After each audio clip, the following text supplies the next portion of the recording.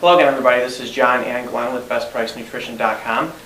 Today we're here to talk to you guys about the Allmax MusclePrime, which was reformulated recently. It was out for, a few months, and then they just... Yeah, it was a very slow mover for them. I know there's some issues with clumping and things like that, and the flavor wasn't too good. But I have tried the new flavors. There's 3 of them. They all do taste good. And we can report there's no issues with clumping or anything. They have done some things to improve that. Yeah, so if you tried it before and that was a concern, that's cured. Now, as you know, Allmax also makes Razor 8. That's their more concentrated, stim-based pre-workout. So that's kind of, if people are going to ask, what's the difference? It's really the Razor 8. It's more akin to like Jacked or Jack 3D 1MR, where it's that more concentrated stim-based, which is also being reformulated likely because of the 1,3-dimethylamine. So yeah, and you can also tell the size of this bottle. Lends you to see that there's a larger scoop size. The servings. There's more stuff in it, which we'll get into. Yeah. So. All right, so right off the bat, going through the label, which I have here, there's a pretty significant dose of BCAAs in here, about 4.5 grams. Now, BCAAs and beta-alanine is included in that too, I should say. BCAAs are the branched-chain amino acids, and they're really popular because they make up about 1/3 of your muscle tissue. So you see a lot of supplements out there that are just BCAAs and things like that. And the big thing with BCAAs, especially leucine, is that they can activate the mTOR pathway, which basically means they can get your body to induce protein synthesis, which stops your body from breaking down muscle. So they can be anti-catabolic. Now, the thing to keep in mind when we're talking about this is carbohydrates, proteins, fats also have that same effect. So we tend to look at BCAAs for people who are, on a calorie-restrictive diet, trying to get lean, because research has shown you can take BCAAs and it can actually promote fat loss, without, giving you those extra calories, so to speak. But if you're taking in plenty of calories, there's really not a need to suck down a bunch of BCAAs. Now, being in a pre-workout product and something you're going to take before you train, that's fine. It's part of the blend. It's just that we get a lot of questions, hey, do I need BCAAs? I'm trying to bulk up. Well, no, because you're getting insulin spikes all the time from all the carbs and protein fats that you're taking in, so that's not a concern. Also, with BCAAs, there are only 3 of the 9 essential amino acids, so you cannot possibly build muscle with just 3 amino acids. We get a lot of people, hey, I build muscle with just BCAAs, or should I replace my post-workout or my protein powder with BCAAs? No, because you're only getting 3 of the 9 essential amino acids, so it would be rate limiting. But like I said, 1/3 of muscle tissue is made up of these 3 amino acids, so that's why they're so important. So if you're drinking whey, casein, those are all rich sources of BCAAs. So as I said, it being in this pre-workout, it's very good in the sense that, if you're training and maybe you haven't eaten for a while or you're on a lower calorie diet, well, it's going to keep you from breaking down muscle. So that's one of the good things about it. And there's some good, research demonstrating the effects of BCAAs. Leucine seems to be the one that stands out the most. A lot of you are familiar with HMB, which is a metabolite of leucine, has that same anti-catabolic effect. You just have to take a lot of it. Now, next ingredient is the beta-alanine, which is part of the first blend. Beta-alanine has a lot of research done on it. A review of all the research shows, now this is kind of a gross number, it was just thrown out there as a way to summarize all the research, but on average there's a 2.85% increase in performance, muscle building. The criteria is kind of all across. That's why throwing a number on that like that is kind of hard, but in the review of all the research that's out there of the peer-reviewed studies, it's a 2.85% increase, which is pretty good. Beta-alanine specifically increases carnosine levels. Carnosine buffers acid, the acid that dissociates from lactic acid. Lactic acid is actually fuel that our bodies make, so it's the acid that dissociates from it that was one of the rate-limiting factors when you're working out. So it allows you to prolong your exercise bouts, because as you're training, whether you're training endurance or you're just doing your regular workout session, that acid builds up in your muscles, which can be rate-limiting and makes you stop your workout. So beta-alanine, very good supplement. It's also in that first blend as well. Glenn, now the next blend is the stimulants. You want to run through those? Yeah, it's about 3,118 milligram dosage. You've got tyrosine. Tyrosine converts to dopamine in the body, which dopamine is there for, can help with the reward centers in the brain, make you feel good, give you some energy, alertness. Taurine, essentially, or I should say, it's a conditional amino acid. Some people can produce it, some people cannot. There are some research to show it can improve attention and verbal reasoning. Next is the SYN-OCT factor, which contains caffeine. And for those of you who've seen our videos before on pre-workouts, caffeine is an ingredient in these supplements that we don't so much need to see the research for because it's something you can feel. It's something that it's going to give you a boost in energy. There's 160 milligrams inside here, which is a pretty significant dose when you're looking at 1 scoop. That's equal to a couple cups of coffee, or if you're drinking the large coffees, 1 cup of coffee. But it's a pretty high dosage. The recommended serving on this is 1 scoop, so definitely start with 1, see how you feel with that. Synephrine, which has been shown to increase the adrenaline and noradrenaline in the body, basically increase alertness, give you some energy. Octopamine. Octopamine comes from it's sourced from bitter orange. It can mimic the effects of norepinephrine, epinephrine, and adrenaline and dopamine, so meaning that it can have a similar effect that those hormones have in the body, while not being those hormones, obviously. That used to be a common ingredient in a lot of stuff. Yeah, common in beta-3 receptor. A lot of fat burners and things like that. You don't see it much anymore, but they do have it in here. Next is N-acetyltyrosine, which is generally, if you read things out there, they consider 20 times more soluble than L-tyrosine. There's a lot of controversy about that because tyrosine seems to absorb pretty well in the body. Is there a reason for a more soluble form? And actually, is it really 20 times more soluble? It seems that tyrosine is fine enough on its own. And you're getting both in there. So. Yeah, you are getting both, so that's fine. Not that the N-acetyltyrosine is not going to work either. It should still give you the effect.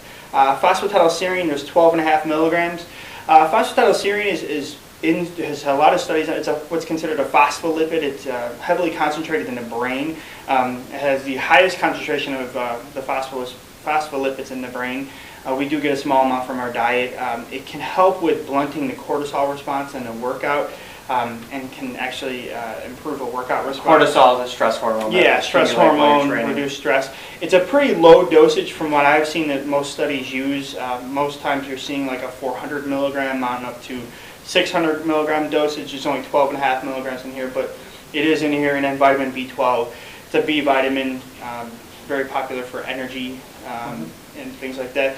The cool thing I was going to say too is this is not a proprietary blend. They actually give you the proprietary dosage and then they break it down into each ingredient has this much stuff. Yeah, they do that on all the ingredients, I should mention too. So I mentioned there's 600 milligrams of beta-alanine. So typically beta-alanine you want to get about 3 to 5 grams a day. Now you mentioned real quick taurine. That's a conditionally essential amino acid, yes, right? Okay, yes. so there's that.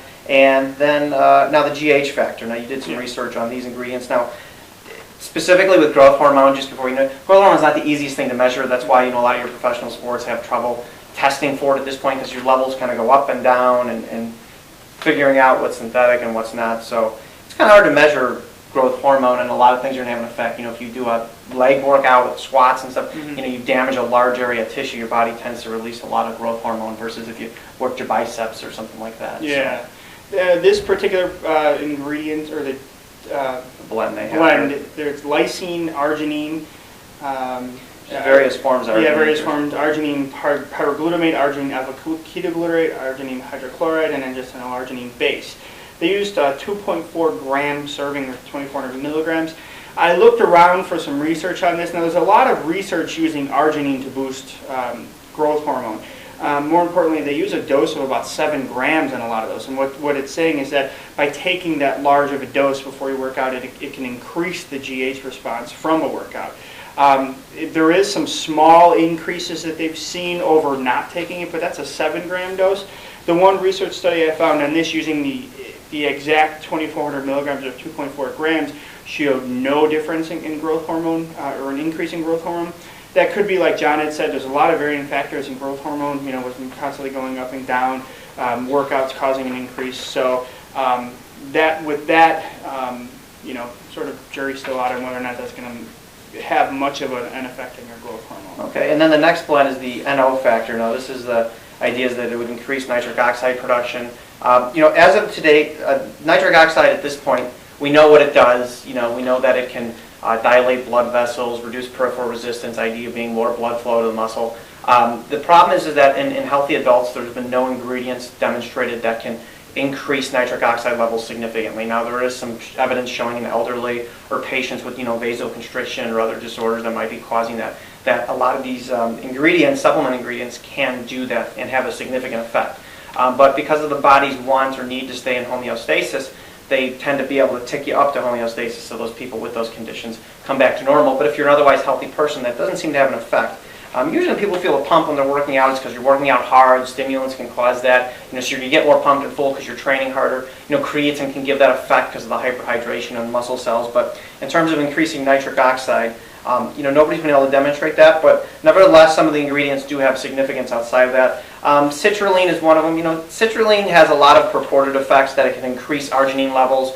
Arginine it does lead to nitric oxide production. The problem is it's rate limiting because your body has a way to counteract that, and it produces an enzyme called arginase, which limits that. Citrulline's also been discussed to delay fatigue, increase ATP. It may buffer acid, and it may help with muscle soreness. But most of the research that's demonstrated citrulline to be beneficial is in that 6 to 8 gram range, so you need quite a hefty dose of it. Now, that's not to say there may not be other effects going on. I've always been interested to see how citrulline would work in conjunction with creatine and beta-alanine. Maybe there's a synergistic effect there. But in general, citrulline, you need a pretty hefty dose, and you're not quite getting it here, but there may be a beneficial effect. Arginine we covered. That's the next ingredient in here. There's some niacin.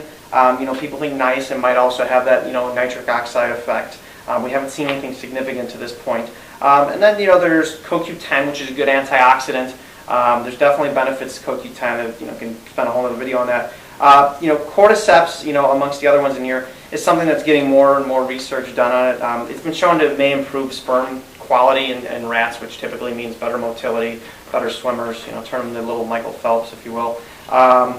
It may also have an anti-carcinogenic effect. It's one of those herbs that's been used in China and stuff for years and years and years, and there's not really a lot of data that's come out from all those years of using it. It's more anecdotal, so starting to see some research on it, and it may increase endurance. Really, there's nothing too significant out there yet that we'd say, yes, this is doing this. We have some great peer-reviewed human studies, so we'd like to see more on that. So it kind of summarizes those ingredients. Next, there's just a blend of, potassium, calcium, magnesium. These are some electrolytes, some minerals, some that obviously have good benefits while you're training. You can lose a lot of potassium, sodium, and things like that while you're training. Yeah, the last little bit then is an antioxidant factor: vitamin C, NAC or N-acetylcysteine, alpha-lipoic acid, vitamin E, selenium. Just antioxidants that are there because when your body's working out, or when you are working out, your body can produce a lot of free radicals, and these can help neutralize those. So that's why that would be. Yeah, N-acetylcysteine is a good one. Selenium is a good one. The alpha-lipoic acid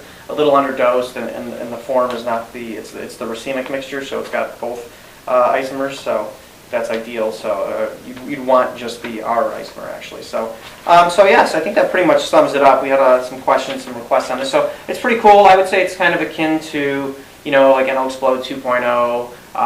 The new Super Pump, things like that. It's going to be that higher dose, bigger serving size pre-workout. So it's got some pretty cool ingredients. Also, there's no creatine inside of it too. Yeah, no creatine. So people who want to get some BCAAs but want to get a little bit of a buzz before you train, it'd be a pretty good choice for you. So I hope we did a good job of covering your questions. If you have any more, please feel free to post them in the comments section of the video or on the blog. We're more than happy to answer them. And thanks for watching. Also, check us out at facebook.com/BestPriceNutrition. Thanks again. Thank you.